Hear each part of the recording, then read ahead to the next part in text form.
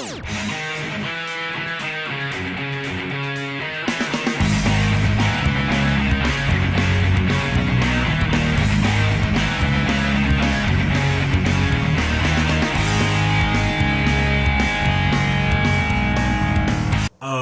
I've been waiting to do this. The Host is the latest literary abomination from Stephenie Meyer's archive, and her first work since the Twilight Saga, the infamous Twilight Saga. It is the story of a girl named Melanie who has had her mind invaded by an alien from another planet, an alien species that has been taking over the entire planet, and she escapes and makes her way to a group of humans, some including family members, some including her boyfriend and other potential love interest. And all the while, a rival alien played by Diane Kruger is trying to hunt her down. This is different from the Twilight Saga in that it is a world that has been completely inhabited by aliens. There are very few humans left. No sparkly vampires, no shapeshifters or werewolves, no freaky teenage pregnancies, no weird marriage stuff. Basically every overbearing thing that you could really hate about the characters of Twilight or the overall plot of Twilight doesn't really exist here. It's a new setting with new rules and new players, which is a relief from the swill that Stephenie's been putting out so far. Does that mean this is a good film?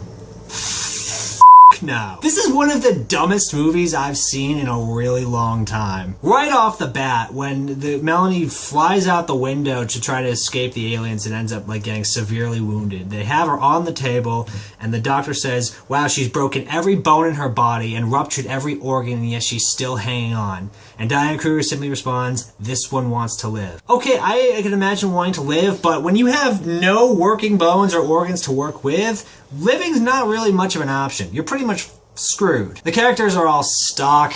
They all have one note that they play throughout the entire movie. Despite their distrust of aliens, the survivors seem to accept the Wanderer into their party with little to no resistance. I mean, once the uncle says that, oh, this is my niece, then that's basically it, she's allowed to live. I mean, they try to kill her once or twice, but they warm up to her in the matter of like minutes. And there's the whole love triangle with the boyfriend and the other dude, and really both options kind of suck. I mean, the boyfriend's first meeting with Melanie was when he sexually assaulted her, and the second meeting when the Wanderer was in her head was when he punched her in the face. I don't know how Diane Kruger's in this movie.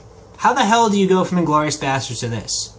I don't understand. As for the plot, what plot, really? It's really just them sitting around a canyon for the entire movie. There's nothing really profound in what they're saying. There's no real major events. They just hang around. I mean, her little brother gets injured at one point, but that's healed when they get him some medicine, and that's all taken care of. The love triangle is pointless because you don't feel anything for these characters. Saoirse Ronan, I think that's her name, I'm sorry if I butchered it, has a bad habit of getting into these big name books that as films flop horribly. Like Lovely Bones, I remember, didn't do very well. And it's the same story here. She is so flat, and it sucks even worse because she's essentially supposed to play two characters, and she can't do either of them very well. There's really no character that I can say I really liked in this movie. All of them were flat and boring and really served no purpose. So why am I saying all this with a smile on my face? Because this film is a Riff Tracks goldmine. If Riff Tracks were to do a riff for this film, it would be hilarious. Guys, I know you've checked my channel out. Consider it, please. The entire time I'm laughing my ass off at all the ridiculousness, the stupid lines, the stupid scenes, all of it was just lulz worthy. So bottom line, if you want a movie that you can mock relentlessly for 2 hours, this is the movie you want to see. But just a fair warning, it is 2 hours long. And you should probably watch it with a friend. That would probably be better. But in terms of its actual content, you can skip this one. There's really nothing going on here. The ending is the worst part, where they, like in Twilight, where they completely hand-weave an ending in. They get the alien out of her head. There's a comatose human that they use to house the Wanderer because they've fallen for this girl and they love her. And then there's another group of humans coexisting with aliens that have never been mentioned, but they just come in at the end, and all is supposed to be happy, and there's no urn. Like, we haven't earned this. Yeah. The characters and the plot may be different, but the song is still the same. Stephenie cannot write for the life of her, or if she can, she chooses not to. So I give this movie a D-. If you want to check it out, do so. It's funny at least. And yeah, I'll see you guys next time.